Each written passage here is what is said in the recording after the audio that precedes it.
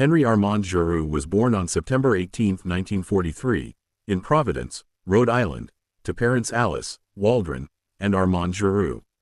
Growing up in a working-class neighborhood, Giroux's early life was shaped by the economic and social realities of post-World War II America. As he later reflected, his community offered limited pathways. The choices you had in your life were to become a priest, become a firefighter, or go into the service.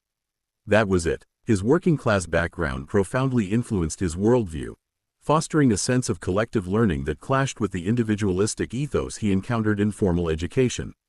This tension would later become a cornerstone of his critical pedagogy, emphasizing education as a communal and political act. Giroux's entry into academia was unconventional. He describes himself as stumbling into higher education through his talent for basketball, which earned him scholarships. In the early 1960s, he attended the University of Southern Maine, where he studied history and became radicalized by the era's social upheavals, including the civil rights movement and anti-Vietnam War protests. Reading works by Karl Marx, social critic I.F. Stone, and others, Giroux began to question systemic inequalities. After earning a bachelor's degree, he pursued a master's in history at Appalachian State University. His academic journey culminated in a Ph.D. from Carnegie Mellon University, prompted by an encounter with historian Edwin Fenton, who recognized Giroux's intellectual curiosity during a talk and offered him a scholarship.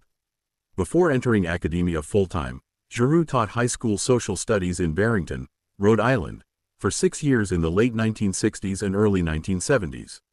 This experience was formative, as he observed how traditional schooling often dismissed working-class experiences and discouraged collaborative learning, labeling it as cheating. These insights fueled his later critiques of education systems as tools of social reproduction rather than empowerment. Giroux's academic career began in earnest at Boston University, where he taught in the late 1970s and early 1980s. There, he wrote Ideology, Culture and the Process of Schooling, 1981, and Theory and Resistance in Education, 1983, foundational texts in critical pedagogy that challenged the way schools perpetuate class, race, and gender inequalities. Influenced by Paulo Freire, Herbert Marcuse, and Marxist theory, Giroux argued that education is inherently political and should foster critical consciousness to challenge oppressive structures. At Boston University, he began to articulate the concept of critical pedagogy, a term he is credited with coining, according to scholar Curry Malott. In the 1980s, Giroux moved to Miami University, where he established the first Center for Education and Cultural Studies in the United States, emphasizing education as a cultural and political phenomenon. This period marked his growing engagement with cultural studies, exploring how media, popular culture, and schooling shape identities and power dynamics. His work began to address youth culture, a focus that intensified in later years as he critiqued the marginalization of young people under neoliberalism. By the 1990s, Giroux was at Pennsylvania State University, serving as director of the Waterbury Forum in Education and Cultural Studies. His scholarship expanded to include media studies and public pedagogy, examining how cultural apparatuses like film, television, and advertising shape public consciousness. Books like The Mouse That Roared, Disney and the End of Innocence, 1999, co-authored with Grace Pollock, critiqued corporate media's role in commodifying youth and eroding democratic values. Giroux's work increasingly connected education to broader social issues, including neoliberalism, militarism, and the erosion of public spaces. In 2004, Giroux joined McMaster University in Hamilton, Ontario, as the Global Television Network Chair in Communication, later the Chair for Scholarship in the Public Interest in the Department of English and Cultural Studies. This move marked his transition to Canadian academia, where he has remained, living with his wife, Drive. Susan Searles Giroux, a fellow scholar. At McMaster, Giroux continued to produce prolific scholarship, focusing on neoliberalism's impact on education, democracy, and youth. His books from this period, such as The University in Chains, Confronting the Military-Industrial Academic Complex, 2007, and Against the Terror of Neoliberalism, Politics Beyond the Age of Greed, 2008, critique the corporatization of higher education and the rise of authoritarianism. Giroux's scholarship has evolved to address contemporary crises, including the resurgence of fascism, the politics of disposability, and the cultural impacts of neoliberalism. His recent works, such as American Nightmare, Facing the Challenge of Fascism, 2018, The Terror of the Unforeseen, 2019, and Fascism on Trial, Education and the Possibility of Democracy, 2024, co-authored with Anthony DiMaggio, analyze the intersections of authoritarianism, racism, and economic inequality. He argues that neoliberalism, by prioritizing markets over social welfare, has eroded civic literacy and enabled fascist tendencies, particularly in the context of Donald Trump's political rise. Throughout his career, Giroux has been a public intellectual, contributing to outlets like Truthout, Counterpunch, and Tikkun, where he serves on the editorial advisory board.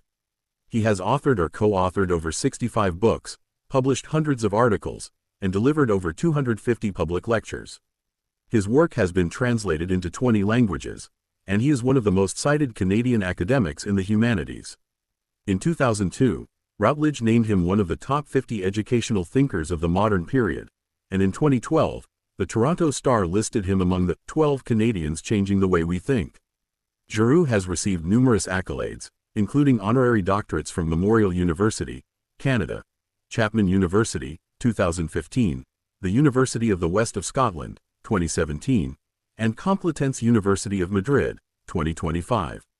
He won a Lifetime Achievement Award from the American Educational Research Association, ERA, the ERA Fellows Award, 2019, and Chapman University's Changing the World Award, and Paulo Freire Democratic Project Social Justice Award, 2015.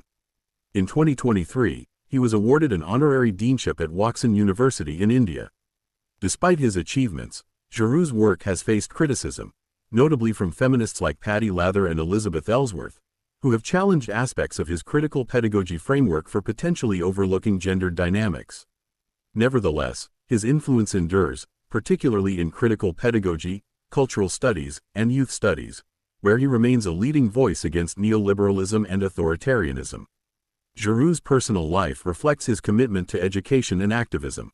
Married to Dr. Susan Searles Giroux, he has collaborated with her on works like Democracy and the Crisis of Public Education, 2006. Living in Hamilton, Ontario, he continues to teach, write, and engage with global audiences, advocating for education as a tool for radical democracy and social justice. His latest book, Burden of Conscience, Educating Beyond the Veil of Silence, 2025, underscores his ongoing mission to confront systemic ignorance and foster critical citizenship.